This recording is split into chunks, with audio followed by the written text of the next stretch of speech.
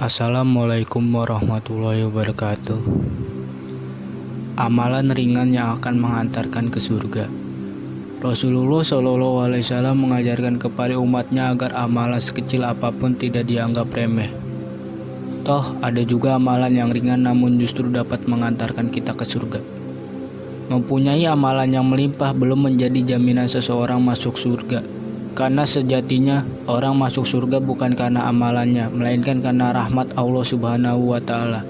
Namun rahmat Allah Subhanahu wa taala tidak mungkin dikaruniakan kepada orang yang tidak memiliki amal saleh.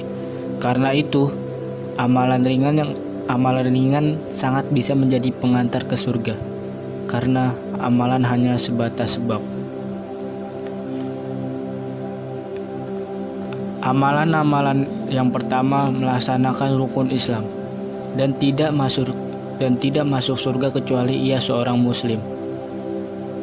Hadis riwayat Ahmad. Mengucapkan la ilaha illallah, barang siapa di antara hamba Allah yang menyebut la ilaha illallah kemudian meninggal dunia dan ia tetap dalam keadaan ikrarnya itu, maka ia akan masuk surga. Sahih Bukhari dari Abu Jarrah.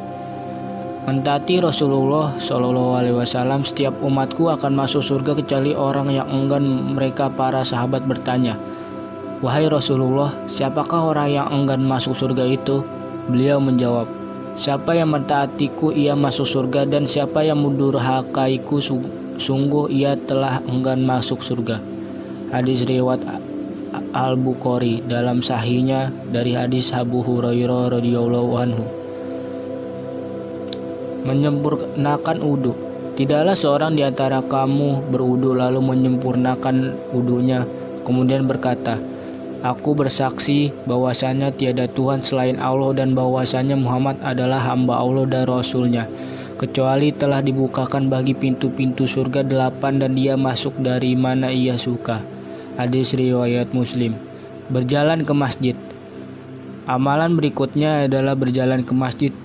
Berilah kabar gembira kepada orang-orang yang berjalan menuju masjid dalam kegelapan dengan cahaya sempurna pada hari kiamat.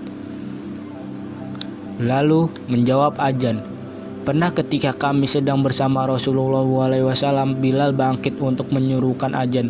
Tatkala Bilal diam, Rasulullah SAW bersabda, "Siapa yang mengucapkan seperti ucapannya muadzin disertai dengan keyakinan, maka ia pasti masuk surga." Hadis riwayat An-Nasa nomor 674 dihasankan Al-Imam Albani dalam Sahih Sunan An-Nasai. Mendirikan sholat. Allah Ta'ala berfirman, yang artinya, dan barang siapa mentaati Allah dan Rasul-Nya maka sesungguhnya ia telah mendapat kemenangan yang besar. Sahih Abu Bukhari Jabir Al-Jaziri rahimahullahu ta'ala berkata, yang dimaksud dengan kemenangan dalam ayat ini adalah selamat dari api neraka dan masuk ke dalam surga, dan melaksanakan sholat termasuk mentaati Allah dan Rasul-Nya. Lalu menjaga sholat subuh dan asar. Barang siapa yang mengerjakan sholat bardain, yaitu sholat subuh dan asar, maka dia akan masuk surga. Hadis riwayat Bukhari nomor 574 dan Muslim nomor 635. Mengerjakan sholat duha. Sesungguhnya di dalam surga terdapat sebuah pintu bernama pintu duha. Apabila kiamat telah tiba, maka akan ada suara yang berseru, "Di manakah orang-orang yang semasa hidup di dunia selalu mengerjakan sholat duha? Ini adalah pintu buat kalian, masuklah dengan rahmat Allah Subhanahu wa taala." Hadis riwayat At-Tabrani. Lalu membayar zakat, infak dan sedekah. Nabi Muhammad SAW bersabda, barang siapa yang berinfak dengan sepasang hartanya di jalan Allah, maka ia akan dipanggil dari pintu-pintu surga. "Hai hamba Allah, inilah kebaikan." Maka orang yang termasuk golongan ahli sholat, maka ia akan dipanggil dari pintu sholat. Orang yang termasuk golongan ahli jihad akan dipanggil dari pintu jihad.